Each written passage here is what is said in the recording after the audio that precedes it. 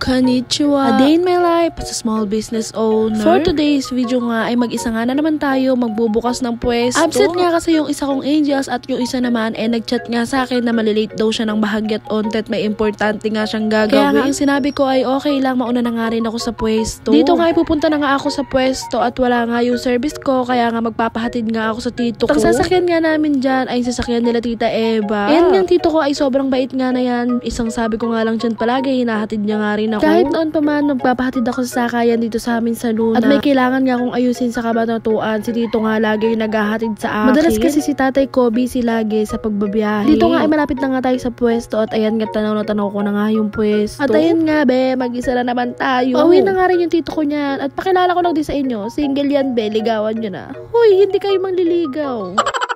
Nabuksan ko na nga rin yung tubig namin ng mga time na yan, kaya binubuksan ko na nga rin itong gate. Ngayon ko nga lang din napansin, nakakulay pala ng gate na to yung damit ko. At yun na nga, nakapasok na nga tayo dito sa pwesto, kaya magsisimula na nga tayo magbukas. Yes po, opo, nakakapagod nga naman talaga yung opening dito, pero carry boom boom lang. At ito na nga ang magiging daily routine natin. Kasi nga aalis na nga rin yung isa kong angels, 2 days na nga lang siya mag-i-stay dito sa pwesto. Yung isa ko nga kasing angels ay magka-college na nga siya at mag-i-stay nga siya sa Kabanatuan. At yung isa naman ay absent nga siya tuwing Monday at Friday kasi nga nag-i-school din siya. Pagkabukas ko nga ng pwesto, nagsaing nga muna ako at gagawa nga kasi ako ng musubi, may mga pa-orders din kasi ako. Sinimulan ko na nga rin tong slicein yung spam natin. At ayan nga yung ginagamit ko para pantay-pantay nga rin siya. Pagkatapos nga noon, eto nga talagyan na nga natin ng mantika, etong pagpiprituhan natin ng ating spam. Dito nga ay habang nagluluto nga ako, bigla nga may dumating kaming customer at ang in-order nga ay eto na nga. Hindi pa nga rin ako nakapagpunas ng table na yan. At saktong kakadating ko lang be, kaya hindi ko pa talaga alam yung gagawin ko. At dahil dayo nga yung nagbuena mano sa atin, kahit di pa nga tayo nakakapag-ayos dyan, ay bibigyan na nga rin natin sila. Ayan nga't nagawa ko na nga din yung orders nila. Yung juice nga dyan, ganyan nga lang siya at wala pa nga rin yelo. Yung customer nga natin na yun ay dayo nga lang sila at pangalawang beses na nga nila ditong kumain. Dito nga ay may sumabay nga na orders na 20 pesos na plain na price lang at isang cheesy price. Wala pa talaga ako nagagawa ng mga time na yan at inuna ko nga talaga yung paggawa ng musubi kasi nga may mga pa-order nga ako. At hindi na nga rin nagtagal, dumating na nga rin yung isa kong angels na si Tita Kayla. Ako nga dito ay on the way na para bumili nga ng ulam namin. Nilakad ko na nga rin siya at sa tapat nga lang din naman ng school. At malapit nga lang din yun sa pwesto namin. Pagkabalik ko nga dito sa pwesto ay gumawa na nga ako ng musubi. Meron nga kasi akong 11 pieces na pa-order ng musubi nung mga time nga yan, kaya apura nga talaga ako. Nahihiya nga rin kasi ako sa customer namin at baka nga ilalunch nila at late na nga rin. Isa na nga rin yung musubi sa pinakamabili dito sa pwesto namin. Ako nga rin pala yung gumagawa ng sauce ng musubi namin dito at thank you so much po at binabalik-balikan nyo rin ang aming musubi. Naglalagay nga ako dyan ng egg sa musubi at nagdadagdag nga rin ako dyan. At dilalagay ko nga rin dito itong mayo ay yung original nga na Japanese mayo. Isa nga rin kasi yun sa nagpapasarap dito sa ating musubi bukod nga sa sauce na ginagawa natin. At syempre yung pagtitimpla nga rin dyan ng rice natin. Medyo matrabaho nga rin yung paggawa ng musubi pero okay nga lang din yan. At syempre kapag gusto nga natin yung ginagawa natin ay madali lang sa atin yan. Marami nga talaga nagme-message sa akin na sasarapan nga nila yung musubi na ginagawa natin. At nako-compare pa nga yung musubi natin sa ibang nagbebenta ng musubi. May nag-message kasi sa akin na bumili nga daw sila sa gantong lugar, hindi ko na nga lang sasabihin kung saan. At wala nga daw kalasa-lasa di ko din alam. Syempre, kanya-kanya naman tayo ng gawa. At syempre, kung gagawa na nga rin ako, yung magugustuhan na nga rin ng customer. Kaya nga, thank you so much po sa lahat ng customer namin na binabalik-balikan po talaga kami dito. Aaminin ko nga rin sa inyo na may mga times na natumal talaga dito sa pwesto. At tumabot na nga sa point na 500 na lang mahigit yung napagbentahan namin. Paano ko naman hahatiin yung 500 sa paupa ng pwesto at bayarin sa kuryente, tubig? Kaya hindi rin talaga madali ang magnegosyo. Minsan, pag matumal, may stress ka talaga. Pero ganun talaga, diba? Hindi naman lagi, panalo. May mga times na matatalo. Pero lalaban at lalaban. Dito nga nagpunta nga yung kapatid ko para nga magbaon ng kanin sa akin. At tignan nga natin kung ano nga yung laman ng binaon niya. Uy, aba, ayos, may paulam. Usually kasi talaga kanin lang talaga yung binabaon yan. Ewan ko yung nakain yan, may baon na ulam, honey. Dito nga ay alauna na nga ng mga time na yan kaya mag-start na nga rin kami kumain. Medyo late na nga rin pero go. Adobong sitaw nga yung binili ko sa bilihan ng ulam at ang sarap nga rin niya. Wala naman be, sunod-sunod ka sumusubo dyan. Hoy, hala. Ang pinakamalaking sales nga namin dito sa pwesto ay inabot nga ng 12,000. Pero nung mga time nga na yon ay election nga. Oh my gosh, nandito na nga rin si B, dumating na siya. Hindi ko na nga rin alam kung ano pinaggagawa niya dyan.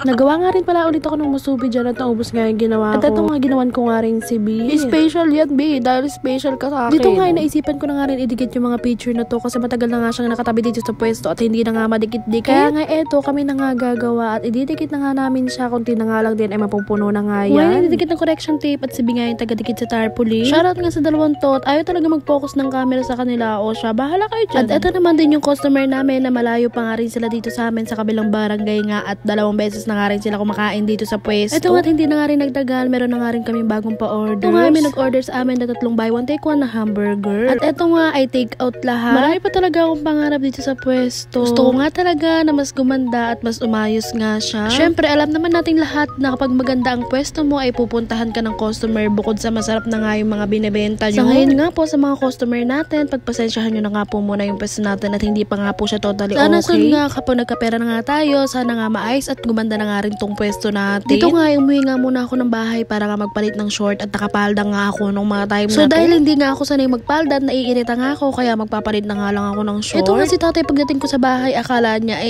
at daw ako dahil pag muuwi daw ako dito lagi daw ako na at ano daw yun?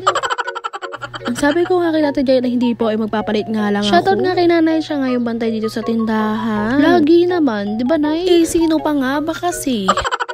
Kadalasan nga kasi talaga si nanay na lang mag-isa sa bahay kapag may biyahe nga si tatay at si Pati naman kapag may pasok. At ako naman po, alam niyo naman na lagi po ako nasa pwesto. Dito nga tinatanong ko si tatay kung saan nga siya pupunta. Ayaw niyo nga sumagot kaya nga't nilapitan ko. Maghahakot nga daw kasi siya ng mga bakal at yero tsaka ng kahoy at gagawa nga daw siya ng garahe dito. Para nga daw may garahe na nga rin itong XLT. Nung paalis nga ako, shoutout nga sa mga bata na itong nadaanan namin.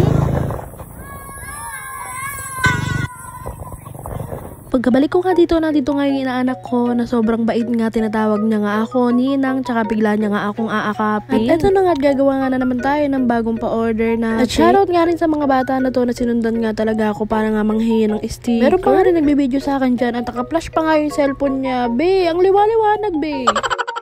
Thank you so much sa inyo kids. At pagkatapos nga na ito, gagawa nga na naman tayo ng bago nating pa-order. Magawa nga tayo dito ng 3 order na buy one take one na burger for takeout nga yan lahat. Kasabay nga rin po na nag-order sa akin dyan na isang cucumber lemonade at saka fried noodles na may egg. At meron nga rin po pala yung kasama isang order na buy one take one. Dyan nga natin nilalagay yung fried noodles natin pag takeout, pero pag gusto naman nila sa styro ay okay lang din. Ayun na nga, okay na nga ipa-order natin at ito nga i-deliver natin. Meron nga rin pala nag-chat sa akin na magpa-reserve na daw ng 3 musubi at 5 musubi. Thank you so much po sa inyong lahat. Ay talaga naman, konti na lang, mauubos na naman itong musubi natin. Thank you so much po sa lahat ng customer namin and syempre thank you Lord. Dito nga ay bumili si Pukangkang ng 2 musubi. Thank you so much po. At pagkatapos nga nun, eto nga, meron tayong isang order na Alboruto packet at isang price na regular 50. For takeout nga ito, kaya nga dito namin nilalagay. Naubos nga rin pala yung nilalagyan namin ng sauce kaya sinama na lang namin sa fries yung sauce. Pagkatapos nga nun, eto nga gagawa nga tayo ng 3 order na Hungarian sausage overload at isang buy one take one na bossing. Yung Hungarian sausage overload nga pala namin ay 55 pesos lang at ito namang buy one take one namin na hotdog na bossing ay 75 pesos lang. Meron nga rin pala kaming half long na 25 pesos nga walang cheese at 35 pesos naman yung may overload na cheese. Madalang na lang talaga yung putlong namin kasi nga hindi talaga siya mabili at nasisiraan nga kami ng tinapay. Dito nga po ay may nagchat nga na naman sa akin na mag-order daw po sila ng humanda ka tapos isang burger na buy one take one for takeout nga daw at 5 PM nga daw nila kukunin. Kaya nga eto, tinimpla ko nga yung juice at tinalo-halo nga ni B pero hindi nga muna yan lalagyan ng yelo at baka nga matunaw agad. Diyan nga nakalagay yung takeout namin na humanda ka, wala pa nga rin kasi kaming malaking lalagyan at hindi ko pa alam kung saan ilalagay talaga pagsasama-samahin. Kaya nga dyan nga muna namin nilalagay at ang kasama nga niyan 3 cheeseburger, 18 pieces na cheese stick, 300 grams na fries at saka nga yung hotdog sandwich natin. Okay na nga rin pala yung order nila dyan na add na buy one take one na burger. Sinat ko na nga rin yung may order na okay na nga yung order nila at dadaanan na nga rin daw din nila dito. Nalagyan na nga rin pala namin ng yellow yung mga juice na ginawa namin. At ang pinili nga pala nila dyan na juice ay lemon ice tea. Dito nga si B ay minamassage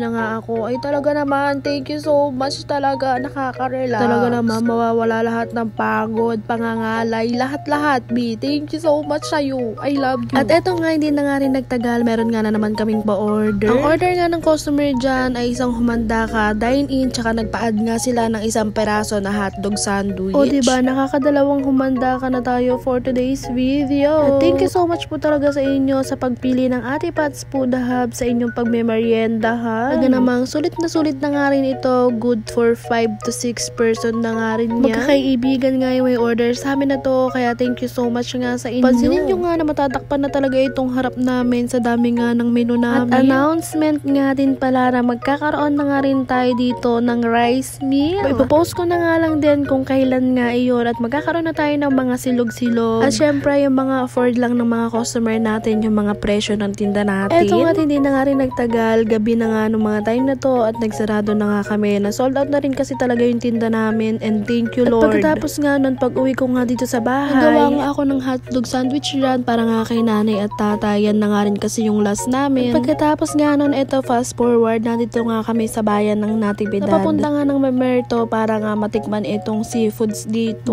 Boyfriend's day daw kasi nung mga time na to. Uso-uso yung mga boyfriend at girlfriend's day na yan. Kaya nga't eto, bumili na nga rin kami ng seafoods para ito na nga rin yung kakainin namin sa pagse-celebrates ng boyfriend's day daw. Oh, masaya ka dyan.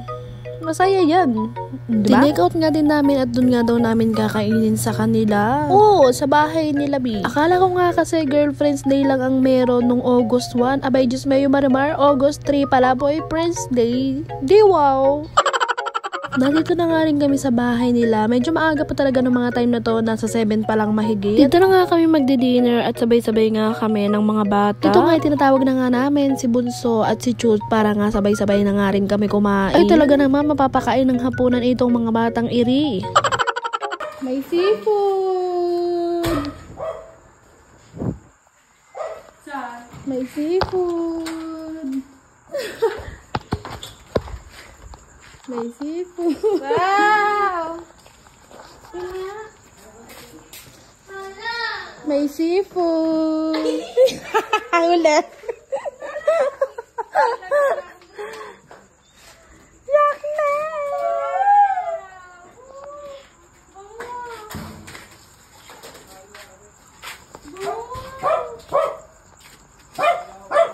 May seafood. Opo, hindi na nga ako nakapag-video na pagkain namin. Ayan na siya ngayon. Ang sarap! Bye na!